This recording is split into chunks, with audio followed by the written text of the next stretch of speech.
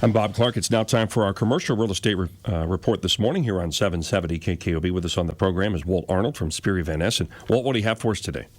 Hey, well, good morning, Bob. And just like Steve Stucker just said, at my house last night, we also had those wet droplets falling from the sky. And, man, it's been a long time since that happened. But, hey, I want to briefly just talk about recovery in the retail and office markets. The retail recovery will continue to be a slow grind, and vacancies are going to be bouncing along for at least the next year. But I guess using a baseball analogy, the retail market is in about the third inning of a 9-inning game, and hopefully that game won't go into extra innings. So we'll see a few new projects come out of the ground, but any new construction is going to be closely analyzed.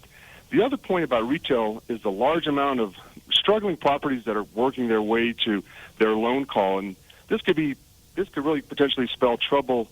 As those loans are coming due, they're going to have difficulty in getting refinanced by lenders. So, hey, Bob, the numbers are just staggering for the amount of loans in the retail market coming due in 2015, 16, and 17. And even though that's a ways off, it shows the issues retail properties will be dealing with over the next few years. Now, Walt, I know there hasn't been a lot of good news for the commercial sector in the past 2 years, but is there any good news for office properties in the market today?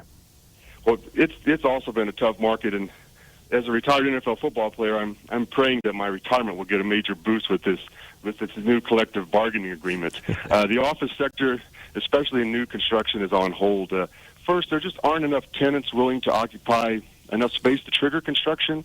Second, there is very little willingness with lenders to finance any new projects. The third reason is the high vacancy rate, which in Albuquerque is over 18%. It's just too much risk for developers. And lastly, the office construction usually coincides with strong gross domestic product, or GDP, and we had a negative 2% GDP in 2009, and until GDP improves significantly, a new office construction is not going to happen. Are there any silver linings? What are the prospects for commercial real estate investors right now? Well, the saying is the height of pessimism is the best time to invest, and there are opportunities in this market, and at SIOR Van Ness, we are in this market every day. We're talking to lenders and property owners that need to dispose of their assets, and we work with buyers and investors trying to navigate this difficult environment. How can people contact you today, Walt? Hey, well, thanks, Bob. You can call Walt Arnold, 256-1255. Our website is waltarnold.com. With over 20 years of experience in commercial real estate, I know how to help buyers and sellers, landlords and tenants get through this difficult environment. So give me a call to discuss your commercial real estate needs. Hey, Bob, I appreciate the time today. Have a great week. All right, thank you very much, Walt Arnold, SIOR Van Ness on 770 KKOB.